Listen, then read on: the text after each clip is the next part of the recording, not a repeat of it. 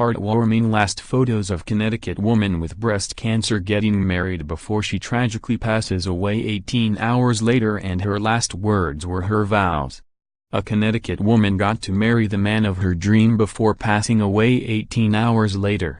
Heather Mosier married her husband, David, a few days before Christmas at St. Francis Hospital in Hartford, Connecticut, before dying on December 23. "It reminds me of someone who is crossing the finish line of a marathon or something," David said to WFSB.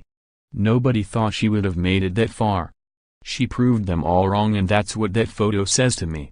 The two had met at a swing dance class 2.5 years ago in May 2015. "We were just kind of inseparable after that," David added. But on December 23, 2016, their fairy tale would reach a bittersweet moment when Heather announced she had breast cancer. David said, "She didn't know I was going to propose that night, but I said to myself, she needs to know she's not going to go down this road alone." And he continued with the proposal as planned.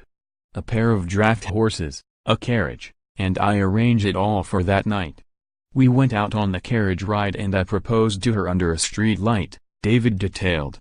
But 5 days later, the diagnosis became triple negative, which is one of the most aggressive forms that breast cancer can take. He added, "We would go to Dana-Farber weekly, we were going to natural doctors. Our life became consumed with cancer. But by September 2017, the cancer spread. We found out it was in her brain, and a couple months later, she was on life support with a breathing tube," David said. And while it wasn't expected for Heather to make it past October, her fighting spirit had other ideas. "She was tough.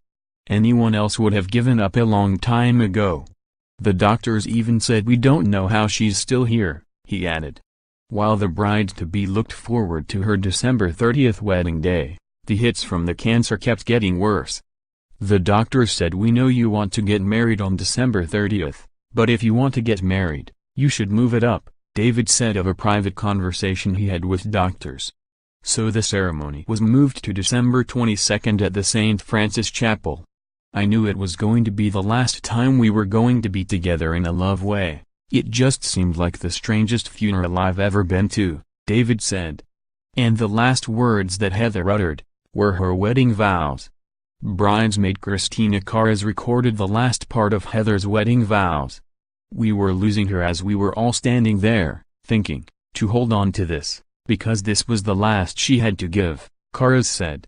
A year after they got engaged, Heather passed on December 23. "She's my great love, and I'm going to lose her. But I'm not losing her forever," David explained. And even though David is attending the funeral for his wife, he's taken a piece of her spirit with him to take with him, forever. Heather said, "I want to keep fighting. So that's the mantra I'm picking up. She was able to fight till the end. I'm going to fight until my end," David said.